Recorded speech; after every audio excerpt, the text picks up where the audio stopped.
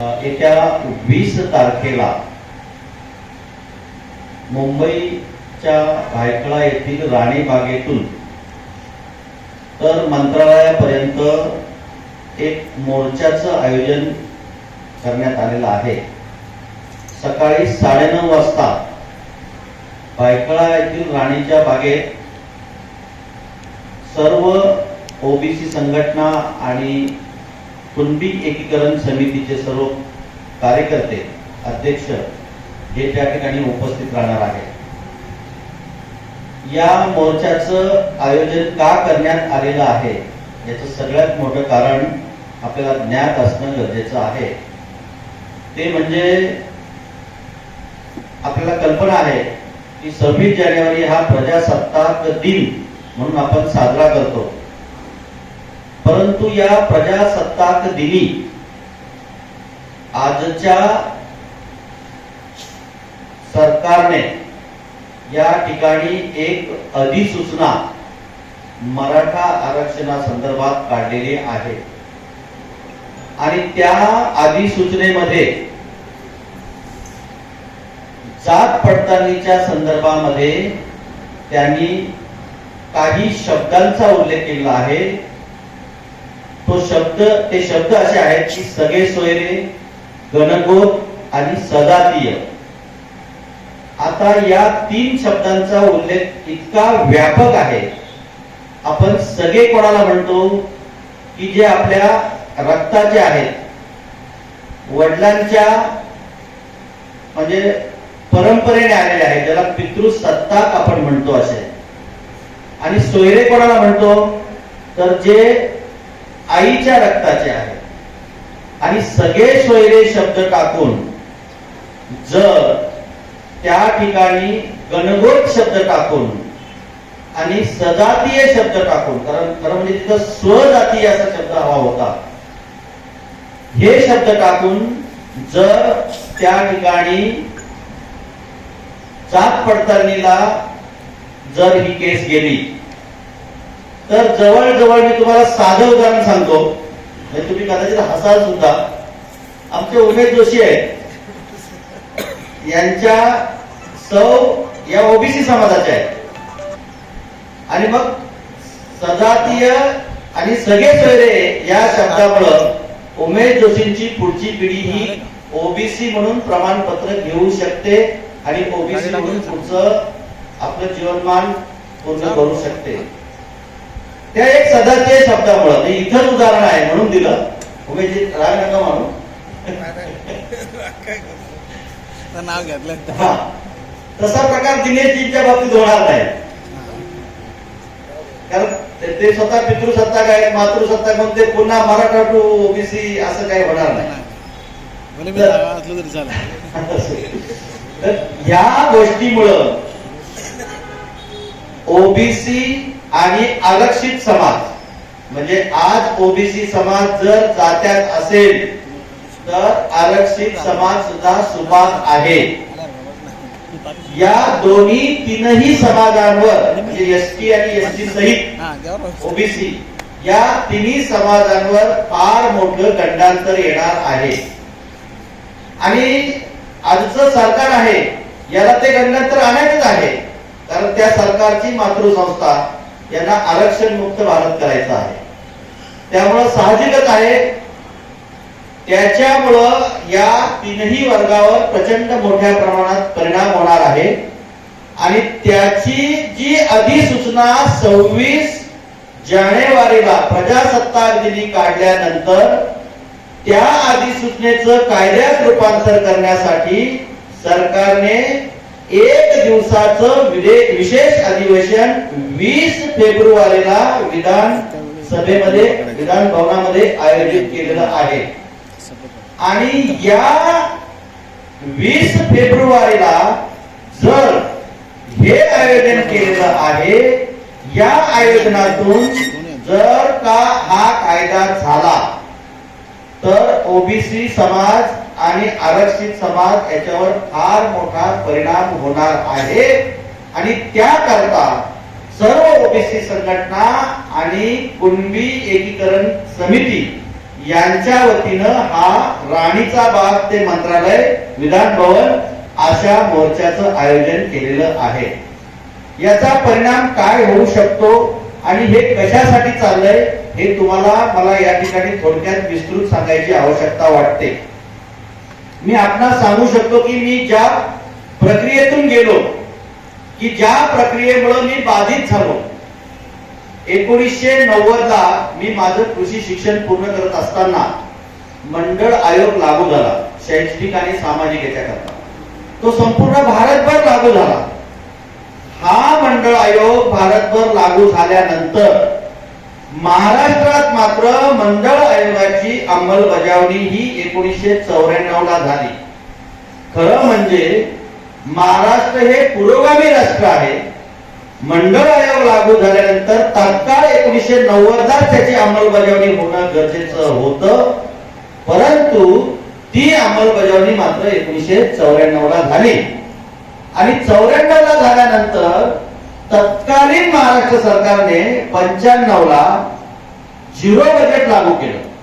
आणि zero budget लागू केल्यामुळं जो काही अगोदर ओबीसी एससी एसटी चा बॅकलॉग होता तो भरला गेला नाही. म्हणजे 90 पासून तर 1999 पर्यंत झिरो बजेट राहिला. आणि झिरो बजेट 99 पर्यंत राहिल्यामुळं ओबीसीच्या लोकांना मंडळ आयोग लागून 27% आरक्षणाची तरतूद झाल्यानंतर सुद्धा फायदा झाला नाही.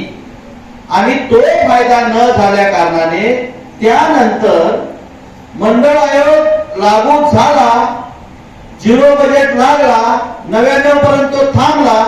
2000 ला एक वेगळ्या आयोगाची निर्मिती करण्यात आली. त्या आयोगाचं नाव होतं खत्री आयोग. आणि त्या खत्री आयोगाने असं काही खत्री काम केलं की त्यांनी मराठा कुणबी आणि कुणबी मराठा या दोन जातींचा समावेश ओबीसी मध्ये करून घेतला.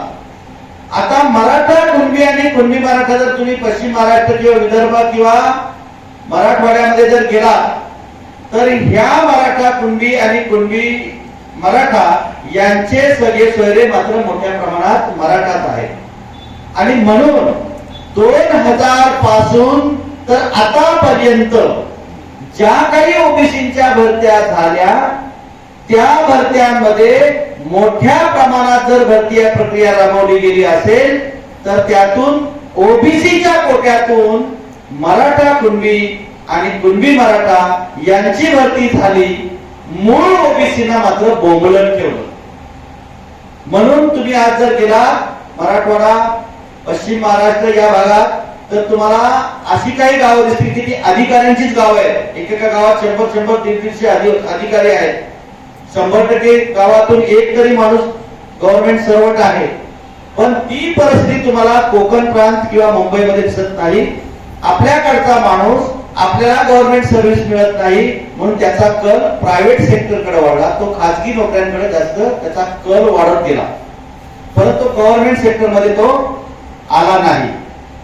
त्यानंतर ही गोष्ट जेव्हा लक्षात आली त्यावेळेसचे जे खासदार होते गोपीनाथजी मुंडे, समीरजी भुजबळ यांनी 2010 साली लोकसभेमध्ये 100 खासदारांना घेऊन ओबीसीची स्वतंत्र जात गणना करावी, ओबीसीची नव्हे तर स्वतंत्र जात न्याय जनगणना व्हावी असा आवाज उठवला. मनमोहन सिंग सरकारने ते स्वीकारलं.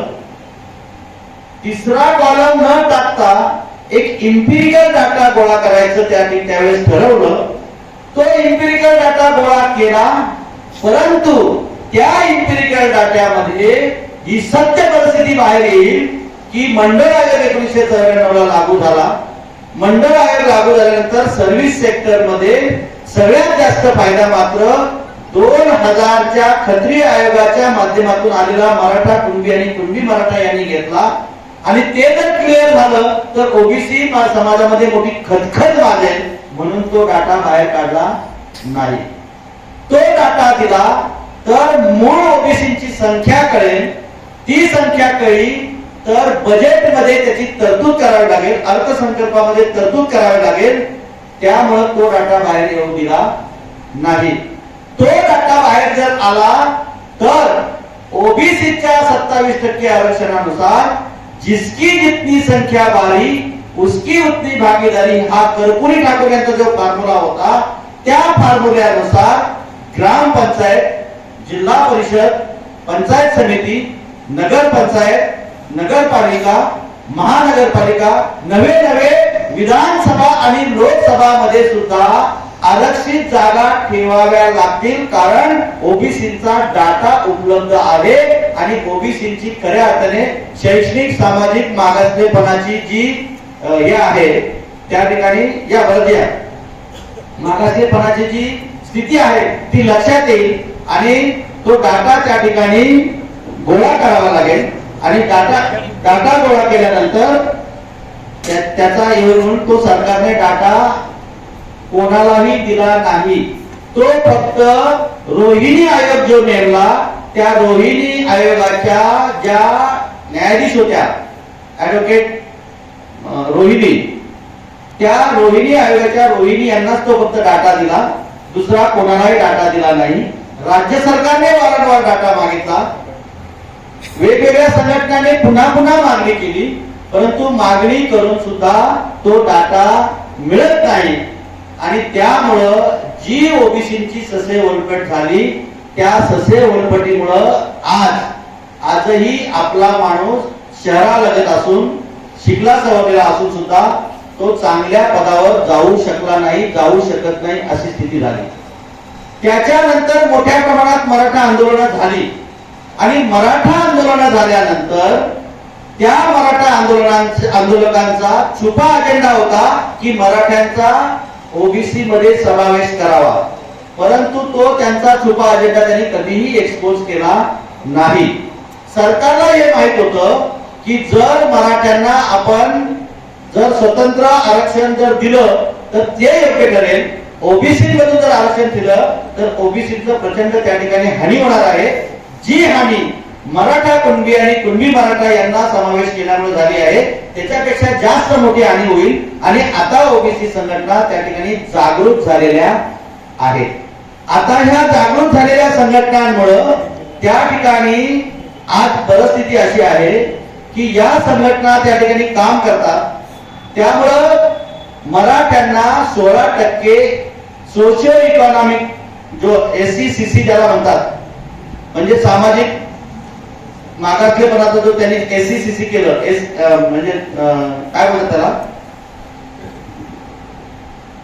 म्हणजे SCBC socio economic backward class खाली त्यांना 16% आरक्षण दिलं. सरकारने ओबीसीचा कोटा जो आहे बॅकलॉग आहे तो भरला नाही, परंतु या socio economic backward class SCBC खाली बॅकलॉग दाखवला आणि जवळजवळ 43,000 जागांची भरती केली 16% मधून. एवढंच नाही, 50%चं सिलिंग तोडायचं नाही म्हटलं आणि 10% ईडब्ल्यूएस ला सुद्धा त्या ठिकाणी जागा उपलब्ध करून दिल्या.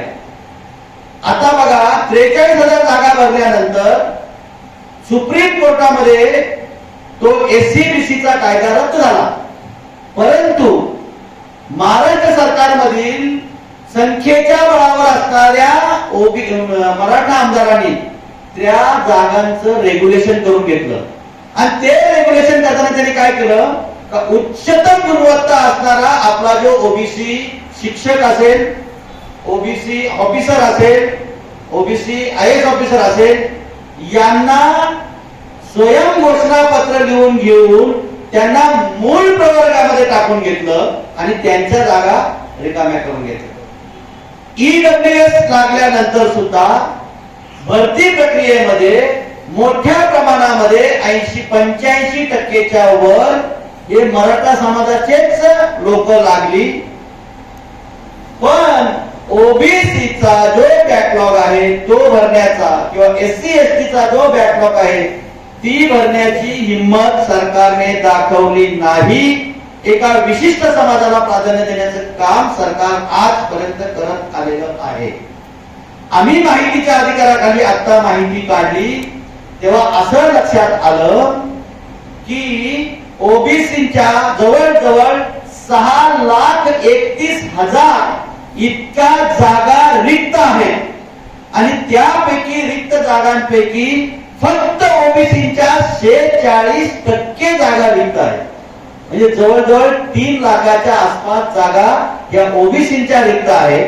आणि म्हणून आता हा कायदा करून सगळे सोयरे, गणगोत, सजातीय असे शब्द वापरून तो कायदा करायचा. मराठे जरी बोलत असले की आम्ही कुणबी प्रमाणपत्र घेणार नाही, त्यांचे नेते बोलत असले आम्ही कुणबी प्रमाणपत्र घेणार नाही, तरी तुम्हाला माहित आहे एकदा कायदा झाला, निवडणूक लागली ना, ओबीसीची जागा निघाली तर लगेच ते जाऊन ते प्रमाणपत्र घेतील, कारण कायदा आहे आणि त्या जागेवर लगेच निवडणूक लढवायला सज्ज होते.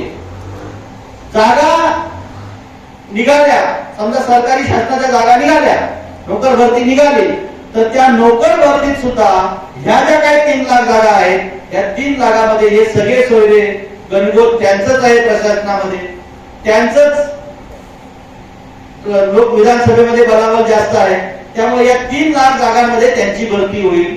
उद्या सकाळ आम्ही म्हणू संघटना की आम्ही कोर्टात जाऊ, आम्ही सुप्रीम कोर्टात जाऊ, जरी आम्ही कोर्टात गेलो त्या ठिकाणी ते जरी कायदा रद्दबातल केला, पण जागा भरल्यानंतर संख्याबळाच्या जोरावर जसं त्यांनी एससीबीसी च्या खाली 43,000 जागा भरल्या, कायदा रद्द झाला तरी सुद्धा त्या रेग्युलेट करून घेतल्या, तशाच प्रकारे या 3 लाख जागा ते कायदा जरी रद्द झाला तरी त्या जागा रेग्युलेट करून घेतील. पुढचे 30 वर्ष पुन्हा आमच्या ओबीसीची भरती निघणार नाही. हा फार मोठा अन्याय ओबीसीवर होणार आहे. म्हणून 20 तारखेला तो कायदाच होऊ द्यायचा नाही, या उद्देशाने आम्ही दे धक्का आंदोलन भायखळा ते मंत्रालय या ठिकाणी केलेलं आहे. ही स्थिती जशी ओबीसीची आहे तशी स्थिती पाठीमाग एससी आणि एसटीची सुद्धा आहे. त्यामुळं या मोर्चामध्ये सगळ्यांनी हजर राहावं अशी मी या ठिकाणी विनंती करतो. आज जो 18 ते 35 वयोगटातला तरुण आहे यांनी मोठ्या प्रमाणात मोर्चात येणं गरजेचं आहे, कारण हा अन्याय खऱ्या अर्थाने पहिल्यांदा त्यांच्यावर जास्त होणार आहे. अजूनही हा वर्ग जागृत झालेला नाही. अजूनही हा वर्ग हातात तलवार घेऊनच मैदानात आहे. त्यांनी हातात तलवार घेऊन मैदानात नक्कीच रणांगण गाजवावं, परंतु त्याच्या आयुष्याचं जिथं वाटोळं होतं त्या मैदानात सुद्धा त्यांनी यावं आणि खऱ्या अर्थाने आपली स्थिती काय आहे त्याचं आकलन करावं. आणि सरकारला जो दे धक्का आंदोलनाचा इशारा दिलेला आहे त्या दे धक्का आंदोलनामध्ये त्याच्यावर अन्याय होणार नाही याची पण त्यांनी काळजी घ्यावी, अशी माहिती मी आपल्याला या ठिकाणी देतो. ही आपल्या माध्यमातून लोकांपर्यंत माहिती गेली तर खऱ्या अर्थाने लोक जागृती होईल आणि लोक जागृती होईल ना, मोठ्या संख्येने जर जमा झाला तर जनतेपुढे सरकारला झुकावं लागेल. जसं जरांगेने मुंबईमध्ये त्याचा मोर्चा आणला, त्या मराठा जनतेपुढं शासन झुकलं आणि त्यांनी घाईघाईमध्ये तो त्या ठिकाणी अधिसूचना काढली, तर ती सूचना कायद्यात रूपांतर झाली तर ओबीसी नव्हे तर एससी एसटी समाजावर सुद्धा मोठा अन्याय होणार आहे. याकरता जे कोणी ओबीसी आहेत, जे कोणी तरुण आहेत, 18च्या पुढचे अगदी लहान मुलं त्यांचं पण आयुष्य धोक्यात आहे, त्यांनी येत्या 20 तारखेला राणीच्या बागेत लवकरच 7, 7:30, 8 वाजेपर्यंत यावं. जे मॉर्निंग करायला जातात त्यांनी मॉर्निंग वॉक करण्यासाठी राणीच्या बागेत यावं आणि या मोर्चात सामील व्हावं. ज्या महिला भगिनी आहेत त्यांनी सुद्धा त्याच्यामध्ये सामील व्हावं. विशेष करून तरुण वर्ग आहे, या तरुण वर्गाने सुद्धा त्या ठिकाणी सामील व्हावं. आणि याचं वृत्तांकन करण्यासाठी तुम्ही सर्व पत्रकार बंधू आहेत, तुम्ही सुद्धा यावं आणि त्याचे साक्षीदार व्हावे आणि ओबीसीवर होणारा जो अन्याय आहे तो याची देही याची डोळा पाहावा आणि जनतेला त्याची माहिती आपण कळू द्यावी, अशा प्रकारची विनंती मी आपल्याला करतो आणि या ठिकाणी थांबतो. जय ओबीसी, जय कुणबी.